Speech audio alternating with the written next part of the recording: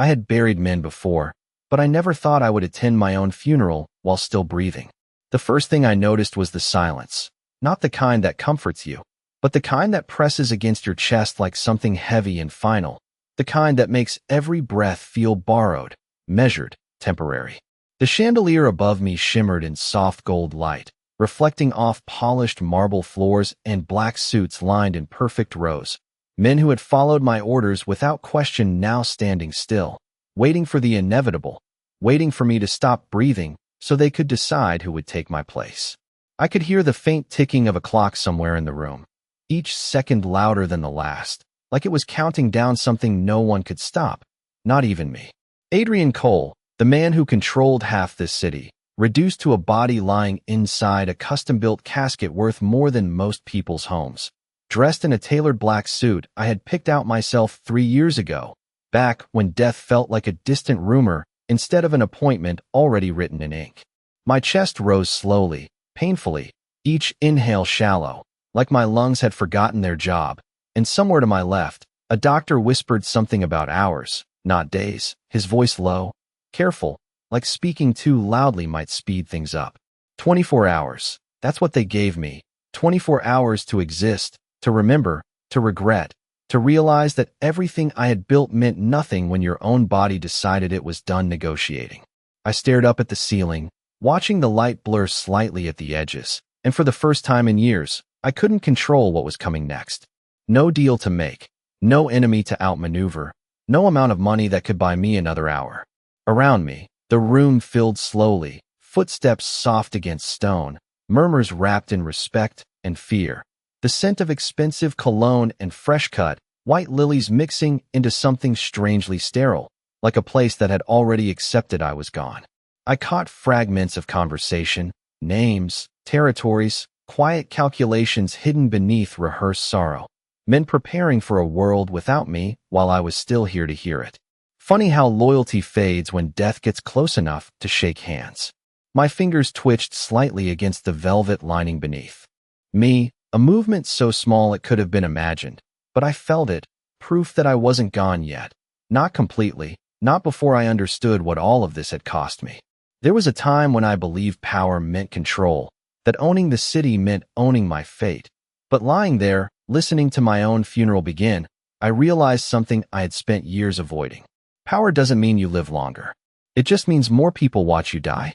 The doors at the far end of the room creaked open, a subtle sound that somehow cut through everything else. And for reasons I couldn't explain, my heartbeat, weak and uneven, shifted just slightly, like something unseen had stepped into the room and changed the air. I couldn't turn my head, couldn't see who had entered, but I felt it, a presence that didn't belong to grief or ambition, something quieter, steadier, and for the first time since the doctor said the words out loud, I wondered if maybe the story wasn't over yet. The voice that followed did not belong to grief, and I knew that before I even heard the words, because grief whispers and this voice did not. It carried, steady and certain, cutting through the room like it had every right to be there.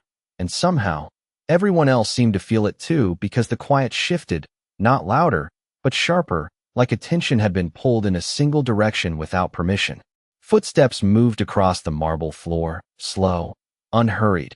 Not the cautious steps of someone entering a room full of dangerous men, but the measured pace of someone who had already decided they were not afraid.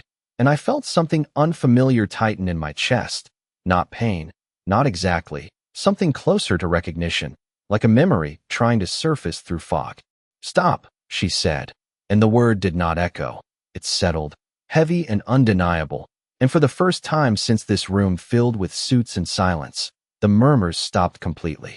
No one tells my people to stop, not unless they want consequences, and yet no one moved to silence her, no one interrupted, because something in her tone made even the most loyal men hesitate. I tried to turn my head, but my body refused, leaving me trapped in stillness while the world rearranged itself just out of sight, and I hated it, hated not knowing, hated not controlling, hated that this moment did not belong to me. "He is not dying today," she said next, and there was no desperation in it, no pleading, just certainty, like she was stating a fact instead of making a claim, and a quiet ripple moved through the room. disbelief mixing with something else, something more dangerous, hope.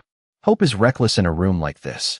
I heard one of my captains step forward, his shoes sharp against the floor, his voice low, controlled, the way it always is when he is deciding whether to be respectful or ruthless. "Ma'am, you should not be here." A pause, then softer, edged with warning. "This is a private matter." "No," she replied, just as calm, just as steady. "This is exactly where I should be." There was movement then, subtle but immediate, the kind that happens when hands hover near decisions that could change everything.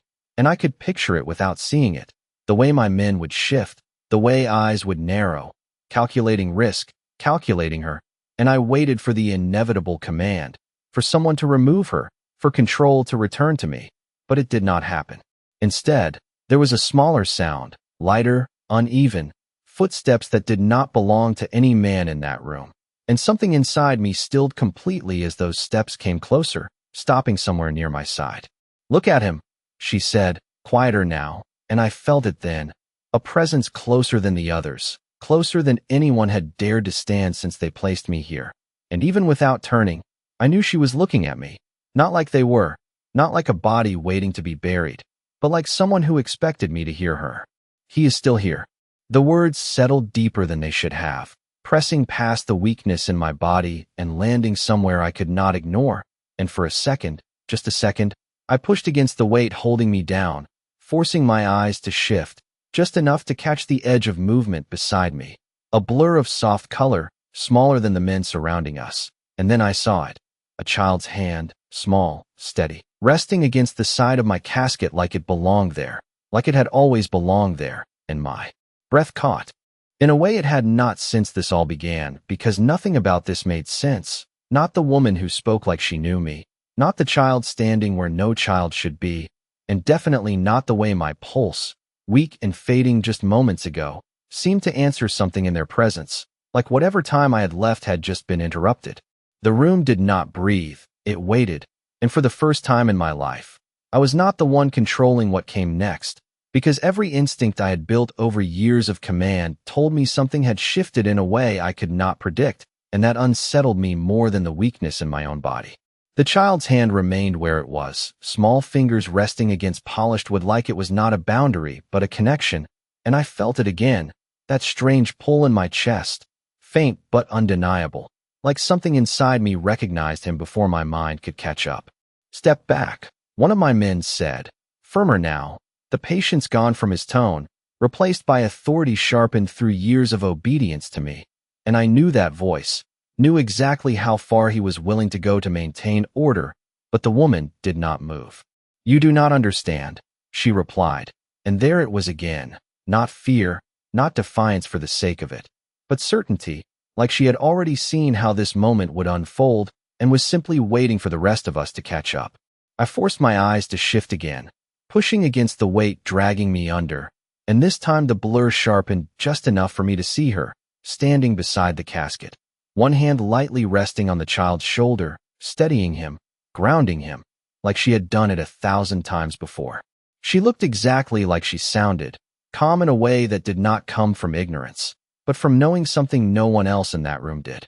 Her hair fell loosely around her shoulders, her clothes simple, nothing about her matching the wealth and power surrounding her, and yet she stood there like none of it mattered, like none of us mattered.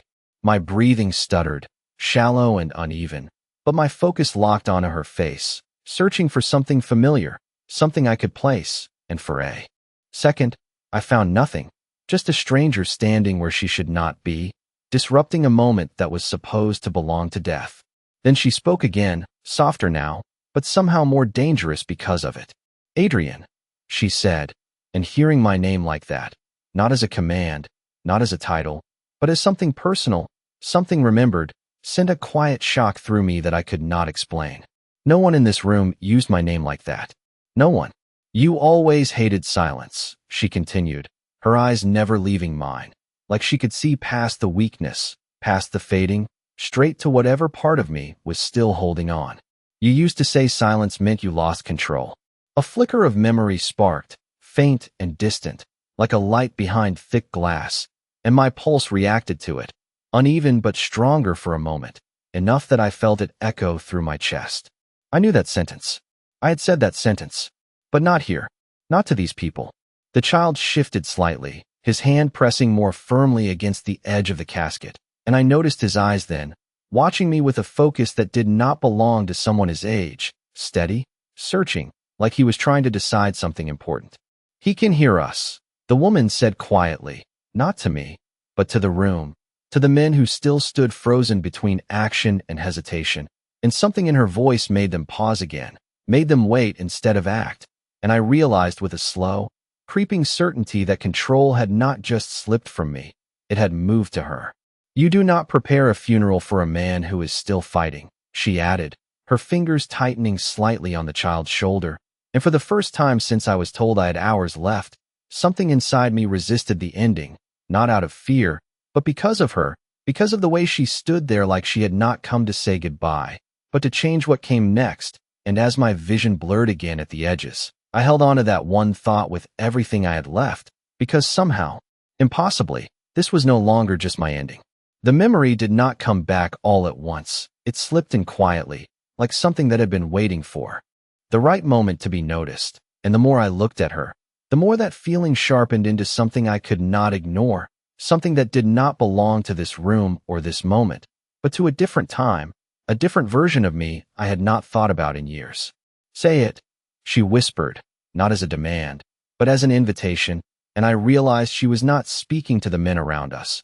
She was speaking to me, to whatever part of me was still holding on beneath the weight of everything that was trying to pull me under.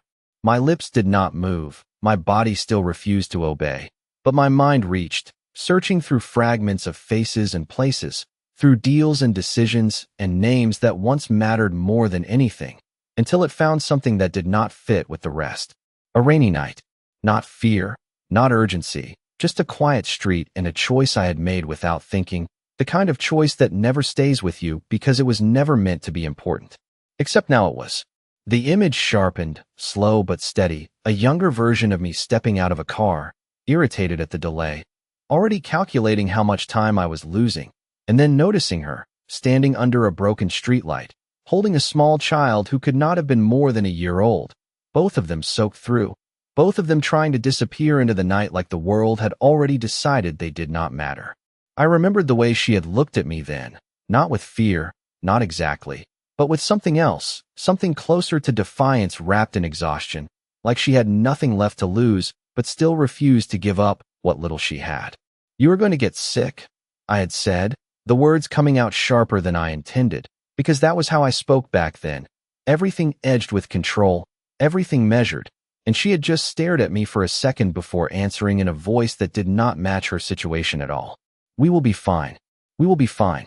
I felt my chest tighten as the memory settled into place, clearer now, heavier, because I remembered what came after, the way I had hesitated, just for a second, just long enough to make a decision that did not align with the man everyone believed me to be.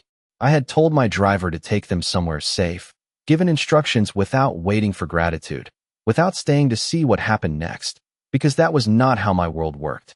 I did not get involved. I did not follow through. I made decisions and moved on. But now she stood here, years later, looking at me like that moment had never been forgotten, like it had never been small. "You left," she said softly, and there was no accusation in it, which somehow made it worse, because it meant she was not here to blame me. She was here for something else entirely. "You always do." The words landed deeper than anything else she had said, not because they were loud, but because they were true in a way I could not argue with, even now, even lying here with everything slipping away. The child's hand shifted again, and this time I noticed the warmth of it, real, steady, grounding in a way nothing else in this room was, and I forced my eyes to focus on him, really look at him, at the shape of his face, the quiet intensity in his gaze, the way he stood without fear even surrounded by men who commanded entire cities, and something inside me recognized that too, not as memory, but as something closer to truth. "He is yours," she said, and the world did not stop, it did not shatter, it simply changed, quietly, completely, in a way that made everything else feel distant, secondary, unimportant. because suddenly the room was no longer filled with power or death or decisions waiting to be made. It was reduced to one impossible reality I could not look away from. The child did not speak, but he did not need to, because as he looked at me, really looked at me, I saw it, clear and undeniable, not just in his eyes, but in the way something in me responded without hesitation, without logic, like it had always been there waiting to be acknowledged. And for the first time since I was told I was dying, the fear I felt was not about the end. It was about what I had almost never known existed at all. The word hung in the air longer than it should have. Not loud, not dramatic, just present, and somehow that made it impossible to ignore, because nothing in my world had ever been simple, nothing had ever been this direct, and yet there it was, a truth placed in front of me without negotiation, without strategy, without any of the defenses I had spent years building. Mine. The idea should have felt impossible, should have been something I rejected immediately, but it did not, because as I looked at him, really looked, I could not find a single part of me that denied it. It was in the way he stood, steady and quiet, in the way his eyes held mine without fear, without hesitation, like he was not looking at a man everyone else feared, but at something else entirely, something more human than I had allowed myself to be for a long time. My chest tightened again, but not from weakness this time, from something deeper, something unfamiliar that did not fit into any system I understood, and for a moment, the room, the men, the power, all of it faded into the background, leaving just the three of us suspended in something that felt dangerously real. "His name is Noah," she said, her voice softer now, but no less steady, and the way she said it made it clear this was not information. It was something she expected me to carry, to understand, to accept. Noah. The name settled into me in a way nothing else had since this all began, grounding and disorienting at the same time. Because names matter, they make things real, they make them harder to ignore, harder to walk away from. I tried to speak, tried to form something, anything, but my body still refused, leaving me trapped between thought and silence. And for the first time, silence did not feel like control, it felt like loss. "He is the reason you are still breathing," she continued, and that pulled the rest of the room back into focus immediately, because now this was no longer just about memory or truth, it was about something else entirely, something that shifted the balance in a way every man in that room could understand. I heard movement again, sharper this time, controlled but ready, the kind that comes when something valuable is suddenly at risk, and I knew what they were thinking, knew how quickly this could turn into something strategic, something calculated, something that reduced this moment to leverage and advantage, and I hated it, hated that even now, even here, my world would try to take this and turn it into a transaction. "Explain," one of my captains said, his voice cutting through the tension, controlled but edged with urgency, and I could picture him clearly, standing just out of my line of sight, weighing options, already planning outcomes, already deciding what needed to happen next. She did not look at him. She did not even acknowledge him. Her focus stayed on me, like none of the others existed, like the decisions that shaped entire cities meant nothing compared to this one moment. "There is something in his blood," she said, choosing her words carefully, not dramatic, not exaggerated, just precise, like she had said this before, like she had prepared for this moment long before she ever walked into this room. "Something rare, something that can stabilize what is failing in you." The room shifted again, this time unmistakably, because now hope had form, it had direction, it had a possibility that could be measured, tested, used, and I felt the weight of that immediately, not as relief, but as pressure, because this was not a miracle given freely. This was something that came with meaning, with consequence, with a cost I had not yet been asked to pay. Noah's hand moved again, not pulling away, not hesitating, just resting there with quiet certainty.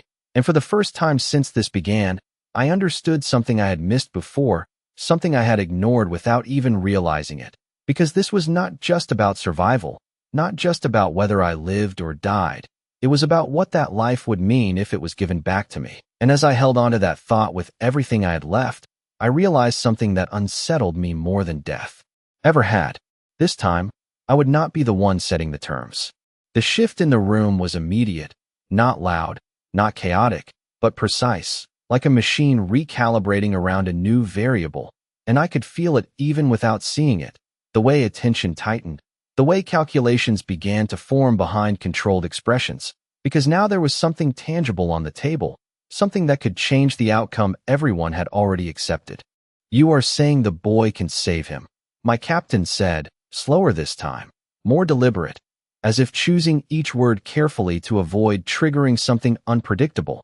And for the first time since she arrived, the woman finally turned her head slightly, acknowledging him without giving him authority. "I am saying he is the only reason your boss is still alive right now," she replied, and her voice did not rise, did not sharpen. It remained steady, grounded in something none of them could challenge because none of them understood it yet. I felt my pulse respond again, faint but stronger than before, like her words were not just information, but something my body recognized, something it was holding on to without permission, and it unsettled me in a way I could not explain because control had always been mine, even in uncertainty, even in risk, but this was different. This was something happening without my command. "Then we proceed." Another voice cut in, colder, more direct, and I knew that tone too. The one that reduces everything to outcome, to efficiency, to what needs to be done without hesitation, and I felt something inside me resisted immediately, not logically, not strategically, just instinctively, because this was not something that could be handled like the rest of my world. "No," she said, and this time the word carried weight, not force, but finality, the kind that does not invite argument, and the room paused again, not because they agreed, but because they were not used to being told no by someone who did not belong to their hierarchy. "You do not proceed," she continued, turning fully now, placing herself slightly in front of the child without making it obvious, a small movement that meant everything, because it was not fear, it was protection. "You listen." Silence followed, thick and stretched, and I realized with a slow, quiet certainty that she was not here asking for anything. She was here setting terms, and that realization landed deeper than anything else, because for the first time in a very long time, I was not the one deciding what happened next. "There will be no rushing, no forcing, no decisions made like this is another deal," she said, her gaze sweeping the room briefly before returning to me, and I could feel the shift in my men, the tension between instinct and restraint, between taking control and waiting, and it was a fragile balance, one that could break with a single wrong move. Noah did not move, did not step back, did not even look at the others. His attention stayed on me, steady and unwavering, like everything else in the room was irrelevant, and I felt that again, that pull, stronger now, not just recognition, but connection, something I could not explain but could not deny. "He is not a solution," she added quietly, her hand resting gently on the child's shoulder, grounding him without holding him back. "He is not something you use." The words settled into the space between us, heavy and deliberate, and I understood then, not fully, not completely, but enough to know this was not about whether I lived or died. It was about how, and at what cost, and who I would be if I made it through. I forced my focus onto her again, onto the calm certainty in her expression, onto the way she stood in a room designed to intimidate and did not yield, and something in me shifted in response, not power, not control, but something quieter, something closer to acceptance. And as my breathing steadied just slightly, enough to feel like I was still here, I realized something that would have been unthinkable to me just hours ago. If I wanted to live, I would have to listen, and if I listened, I might not be the same man who had walked into this day expecting to control everything. The word listen echoed somewhere deeper than sound, settling into a place I had spent years ignoring, because listening had never been part of how I survived. I commanded, I decided, I moved forward without waiting for anyone else. But now every instinct that once defined me felt useless, stripped down to nothing in a room where a woman who owned nothing held more control than I ever had. I forced my breath to steady, shallow but present, and focused on her, on Clara, because now I remembered her name, not from the past clearly, but from the way it fit, the way it settled into the memory that had resurfaced like it had always been waiting for me to recognize it. "You want terms," my captain said carefully, choosing control over confrontation, and I could hear the restraint in his voice. The effort it took not to turn this into something simpler, something they could handle the way they handled everything else.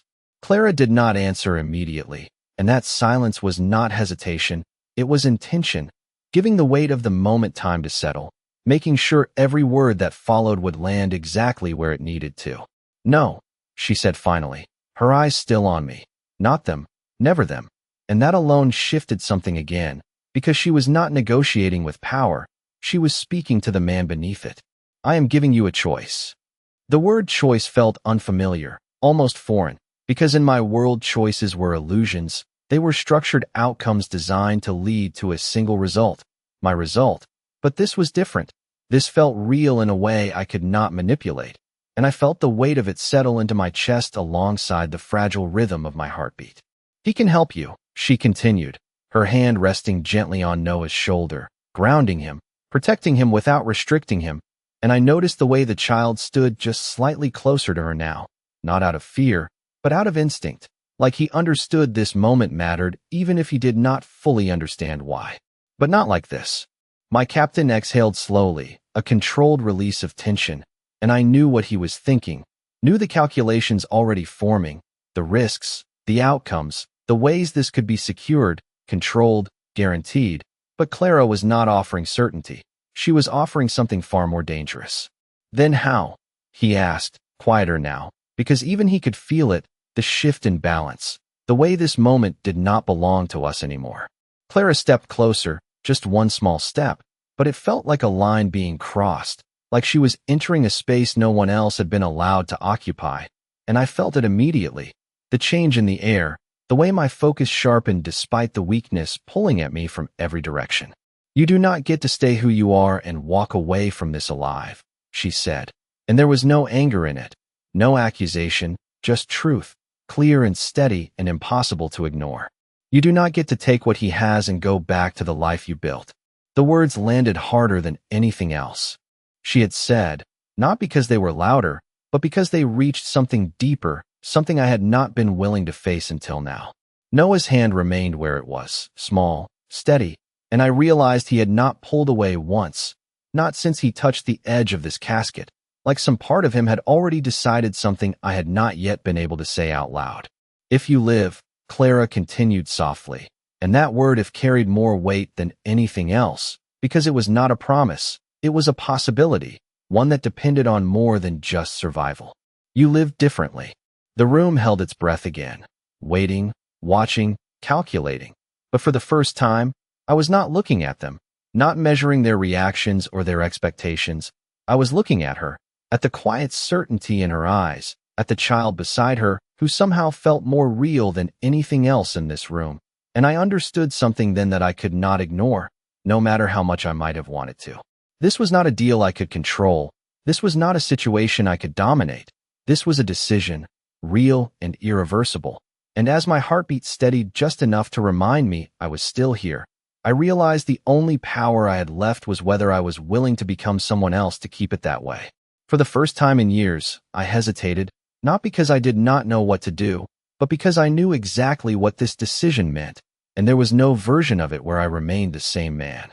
The room waited, every second stretching longer than it should, the weight of expectation pressing in from every direction, but none of it mattered the way it used to, not the power, not the control, not the empire built on decisions I never questioned, because now there was something in front of me that could not be calculated, could not be owned, could not be forced into compliance. Clara did not move, did not speak again. She had already said what needed to be said, and now she was waiting, not for my answer in words, but for something deeper, something that could not be faked or negotiated. Noah's hand remained where it was, steady against the edge of the casket, and I focused on that, on the quiet certainty in that small gesture, because it was the only thing in this room that felt real, that felt untouched by the world I had built. I tried to speak again, forcing everything I had left into that one effort, and this time something shifted, something broke through the weight that had held me silent, just enough for a breath to carry more than air. "Stay." I managed, the word barely there, rough and unsteady, but it was enough to change everything, because the moment it left me, the room reacted. I heard it immediately, the sharp intake of breath from somewhere behind her, The sudden movement of men who were not used to hearing weakness from me, who were not used to hearing anything that was not a command. But I did not look at them, did not care, because for the first time, that word had not been about control, it had been about something else entirely. Clara's expression shifted, not into relief, not into victory, but into something quieter, something that acknowledged the weight of what had just happened without celebrating it. And she nodded once, a small, almost imperceptible movement that carried more meaning than anything else in the room. "Then we begin," she said softly, and the way she said it made it clear this was not the end of something. It was the start of something I did not yet understand. The tension in the room tightened again, but differently now, not sharp, not reactive, but contained, like everyone was waiting for the next instruction, and for the first time, that instruction did not come from me. "No one touches him," Clara added, her voice calm but absolute. And it was not a request, it was a boundary, clear and unyielding, and I felt the shift ripple through my men, the hesitation, the conflict between instinct and obedience, because they were used to protecting me, used to acting without question, but now they were being told to step back by someone who did not belong to their world. Noah finally moved, just slightly, his hand lifting from the casket and hovering for a moment before resting gently against my arm. And the contact was different, not like the cold surfaces or controlled environments I was used to. It was warm, steady, grounding in a way that cut through everything else. My breathing changed with it, still weak, still uneven, but no longer fading in the same way, like something inside me had found a reason to hold on, not out of instinct, but out of choice. Clara watched closely, her attention fixed on every shift, every subtle change, and I realized she was not guessing. She knew exactly what she was doing, exactly what this moment required, and that certainty anchored the space around us in a way nothing else could. "This is not about saving you," she said quietly, her voice low enough that it did not carry to the rest of the room, meant only for me, and I focused on her, on the meaning behind the words, on the truth she had been building since the moment she walked in. "This is about whether you deserve to be saved." The words settled into me slowly, deeper than anything else, not as a challenge, not as an accusation, but as something I had to face whether I wanted to or not. And as my pulse steadied just enough to remind me I was still here, I understood what she meant, not completely, not yet, but enough to know that surviving this was only the beginning, and that whatever came next would define me in a way nothing before ever had. The room did not move, but everything in it had changed, and I could feel it in the smallest details, in the way my breath no longer fought against me with the same urgency, in the way my chest rose just a fraction deeper than before, like something inside me had decided not to let go yet. Noah's hand stayed on my arm, steady and warm, not demanding, not forcing, just there, and I realized that was the difference. Nothing about this moment was being taken from me. It was being given, and that made it heavier than anything I had ever carried. Clara watched closely, her focus unwavering, reading every shift in me like she had done it before, like she understood something about my body that even I did not, and for the first time, I did not question it, I did not resist it, I let it happen. The faint rhythm in my chest strengthened, not dramatically, not enough to call it recovery, but enough to feel like time had slowed, instead of collapsed, and the realization hit me quietly but completely.